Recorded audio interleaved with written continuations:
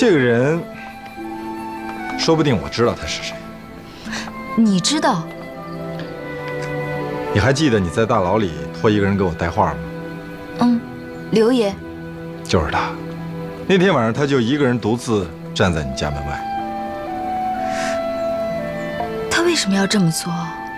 我都还没来得及谢谢他呢。雨禾，你看你又说谢谢，这一天当中你说了多少个谢谢？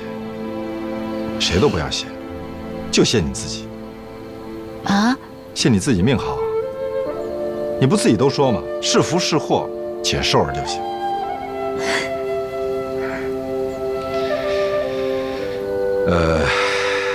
时间不早了，回去歇着吧。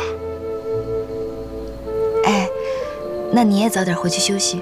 嗯，我走了啊。哦，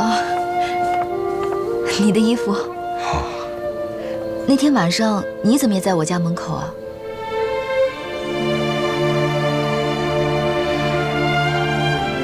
我路过。那我回去了。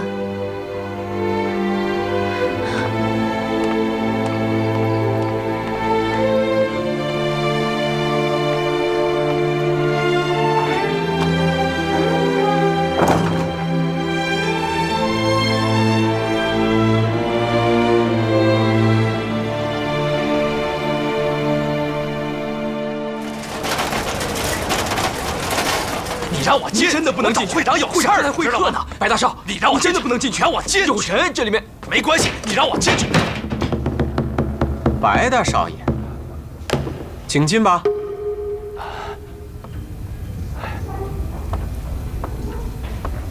会长，您回来了。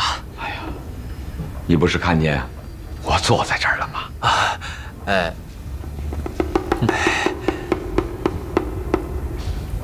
会长。你上海那事儿办得顺利吗？这位啊，是我表哥，卢督军的副官。哦，有话尽管说。自己人呢，那就好说了。会长，货出手了吗？啊！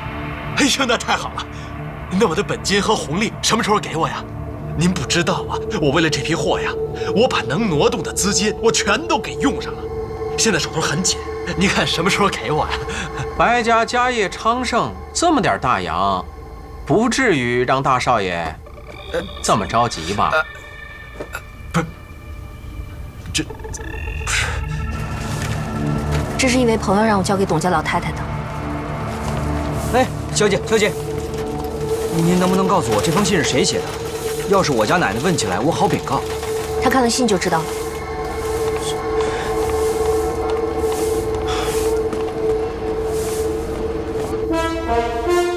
不给我呀？不是已经说好了吗？说好了啊？怎么说好的？和谁说好的呀？不是，就在这儿，你跟我说的，我们俩一家一半。白国志，哎，你还敢提那批货的事情？不是，我实话告诉你，卢督军已经收到平城方面的举报信，举报你散布谣言。我散布江浙战事不利的局面，以此大量低价囤货，谋取暴利。白国志，你知道这是什么罪吗？罪？您是不是误会了呀？我只是战事在即，叛敌从商，扰乱民心，破坏秩序。白国志，这可是杀头之罪。杀头？哎呀，这人实在是太有心计了，捡日子蹲大牢啊！可不是，你还有脸说呢？那都是你闹的，要不是你把他弄进大牢，人家一能把田契给藏了，二呢还可以躲过那过约期，真是全合适。他走狗运？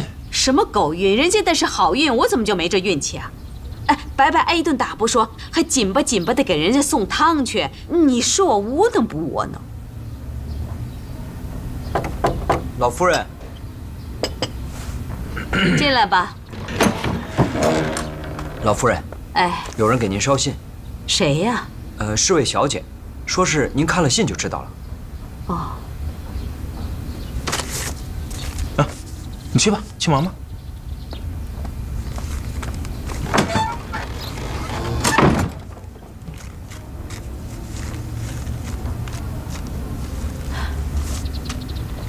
谢的什么呀？地契在周家，就这一句话？就这一句。那谁给送来的呢？管他谁送来的，反正是天上掉下来的好事儿。在周家，你看我就说嘛，他有高人指点，这高人谁啊？就是周永嘉。我说这小子把地契的事儿摸得这么熟，不管怎么样，先把地契弄回来再说。你干什么呀？得去周家找，不是去白家。那周家不是能随便进的，我得找多少朋友帮忙，我少不了花大洋。哦，哎，我不是刚给过你钱吗？你怎么又要啊？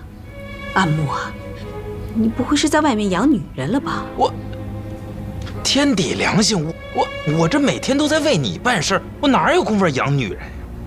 哦。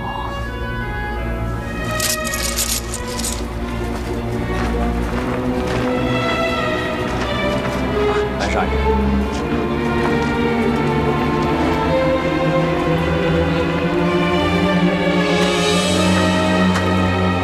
国之啊，实不相瞒呐，我在我表哥面前没少为你求情。那他这你也知道，现在呢是江浙战争的非常时期。可是我你囤积了那些货和那些事儿，后果很严重的呀。我跟你说啊，现在是重作军饷，弄不好啊，他连性命都……